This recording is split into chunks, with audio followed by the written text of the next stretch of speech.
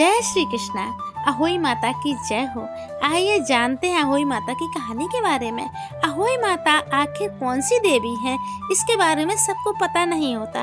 अहोई माता माता पार्वती का एक रूप है जो आपके अनजाने में किए हुए पाप कर्मों को नष्ट करती हैं। इनका साल में एक बार व्रत आता है, अहोई अष्टमी, जिससे अनजाने में कभी अपराध होते हैं उनको निश्चित ही ये व्रत और पूजन करना चाहिए।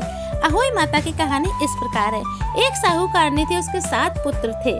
दीपावली में उसने सोचा कि मैं अपने घर को स्वच्छ कर लूं, मिट्टी लेके आऊं, अपने घर को लीप लूं, पोत लूं।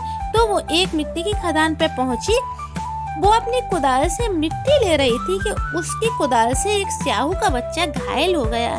स्याहू उसको ऐसा एक जंतु होता है जिसके ऊपर कांटे कांटे उगे हुए होते हैं और वो अक्सर जंगलों या मिट्टी में पाया जाता है। जो स्याहू का बच्चा घायल हो गया तो वो साहूकारनी बहुत ही दुखी से, मन उदास से घर लौटी और बैठ के रोने लगी। हाय ईश्वर, हमसे एक ऐसा अपराध हो गया है, किसी का बच्चा घायल हो गया है।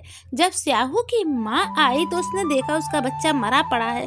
उसके मन से, माँ के मन से बद्दुआ निकली कि जिसने मेरा बच्चा मारा है उसके बच्चे भी इसी तरह तड़फ के मर जाएं।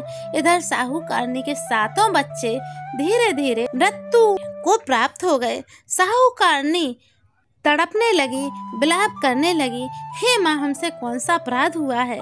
हे माँ, मैं क्या करूँ? मेरे 7 बच्चे मृत्यु लोक चले गए। इतने में ही विलाप कर रही थी, तड़प रही थी तो गांव से एक बुढ़िया आई। उसने बताया कि अगर तुमसे कोई अपराध हो गया है तो अहोई अष्टमी का व्रत कर लो। अहोई अष्टमी का व्रत करने से, माता को मनाने से तुम्हारे अपराध समाप्त हो जाएंगे।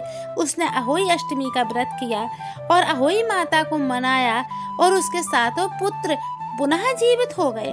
उधर जब उसके पुत्र जीवित हो गए तो वो माँ से गिड़गिड़ाने लगी, कहने लगी, हे माँ, मुझसे एक अपराध जो हुआ है उसको क्षमा करो और उस स्याहू के बच्चे को जीवित करो।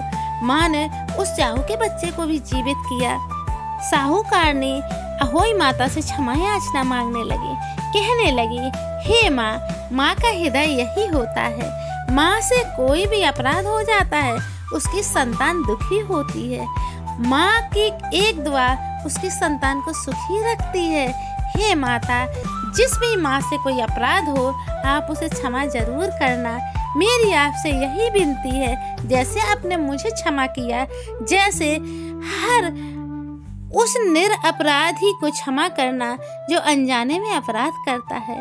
अहोई माता की कहानी सुनने से, कथा करने से वही पुण्य की प्राप्ति होती है जो व्रत करने से होती है। ये कहानी सभी को सुनना चाहिए। बोलो अहोई मैया की जय हो। आपको वीडियो अच्छा लगा है तो लाइक करिए, सब्सक्राइब करिए। Thank you.